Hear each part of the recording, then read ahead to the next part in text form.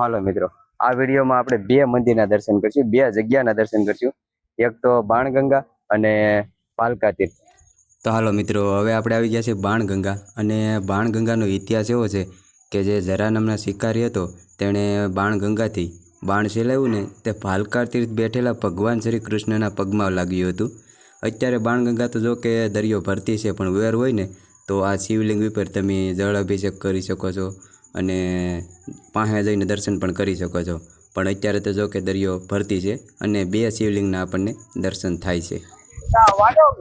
બહુ એટલે બહુ સુંદર નજારો છે.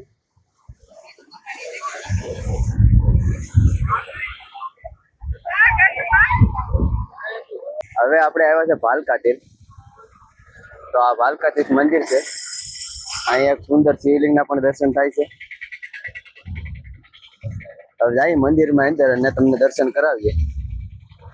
પાલકા તીર્થ મંદિરની અંદર ભગવાન કૃષ્ણના તો દર્શન થાય જ, પણ જે જરા નામના શિકારીએ બાણ ચલાવ્યું ને એ જરા નામનો શિકારી ભગવાન પાસે માફી માગતો હોય એવું ચિત્ર પણ આપણને મંદિરની અંદર જોવા મળે છે ભગવાન કૃષ્ણને.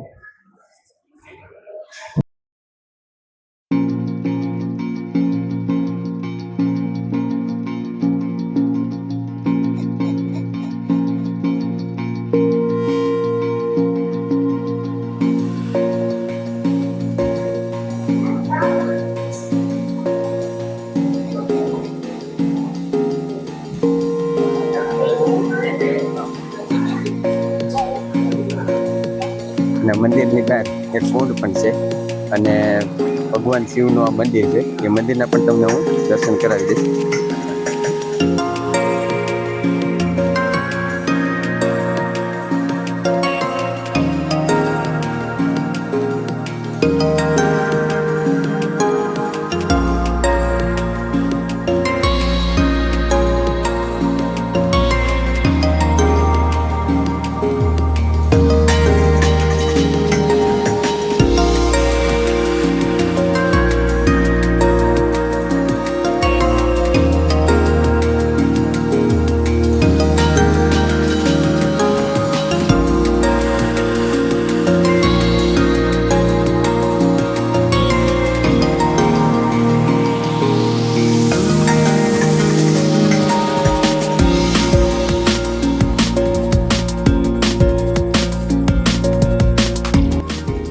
આ જગ્યાએ પણ એક મહાદેવનું મંદિર આવેલું છે. હાલો ના જઈને બતાવું કે કયું મંદિર છે.